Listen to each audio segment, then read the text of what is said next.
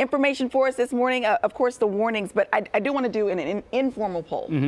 Who here has not had a family member affected by cyber fraud? Right. It's just too common these days, right? Like you hear stories all the time, and unfortunately our seniors are most susceptible. Yeah, I mean, they're a huge target because of their unfamiliarity with the tech. They're perceived as easy targets because they maybe have 401ks, they've paid off their mortgages, and they are very trusting as well. So that's why the scammers go after them. So this is personal to you, this book that you wrote. Very much so. So I've been in cybersecurity for over 20 years, but my job's always been to protect corporations. But unfortunately, a very close family member ended up falling prey to a scam online and lost a rather significant amount of money, tens of thousands of dollars. And my wife recommended that you should do something to help that community. So I ended up writing my book, Cybersecurity for Seniors Made Easy.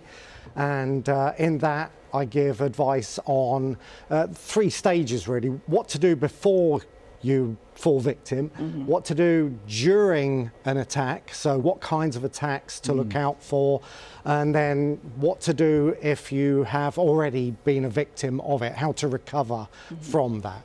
How do we, what do we say to our parents? Because, I mean, you know, none of us are infallible, we all could fall prey to this, but I feel like, I don't know, I feel like if you're younger, you kind of have a sort of innate understanding. You can look at something and something seems off to you, but for some reason to our parents, they don't pick up the same thing. What can we, like what do we tell them? How do you talk to them about it? Because, you know, they're not dumb. They're not, I mean, they're adults. They've lived full lives. They've raised families.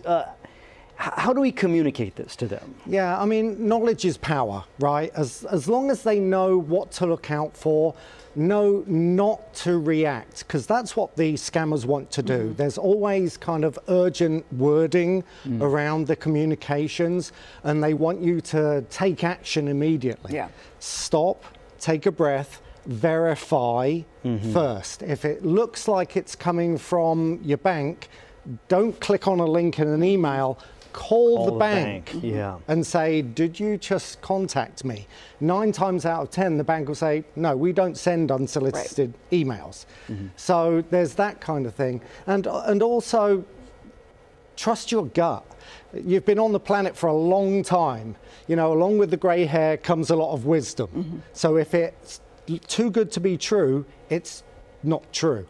If it doesn't feel right, it's probably not right. So trust your gut and ask.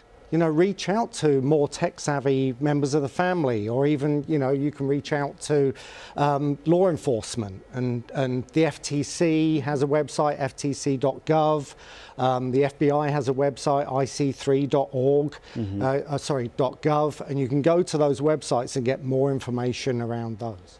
I do want to ask, just a few seconds left, do those services, like, you know, the services that you pay for, an annual membership to things, do those actually work? As a cybersecurity expert, do they work if you buy those, you know, malware programs or those things that look out for you? They'll help. I mean, antivirus is definitely something I would recommend to get. There are free versions, there are paid for versions. Invariably, as with all things in life, you get what you pay for.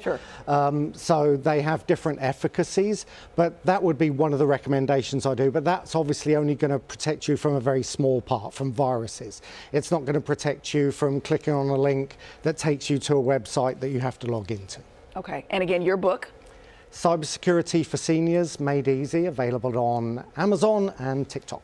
It's incredibly important. It's amazing how common it is, and just it's everywhere around us. Those scammers, man, they are good at their jobs. Their jobs are horrible, but they're really good at their jobs. I'd like to think there's a special place in Hades for them. Absolutely. Let's hope. Let's hope. I'm hoping. Thank you so much. Appreciate it. Thank you. All right, let's get you caught up on these roadways. Good morning, Sade. Hey, good morning. We are seeing some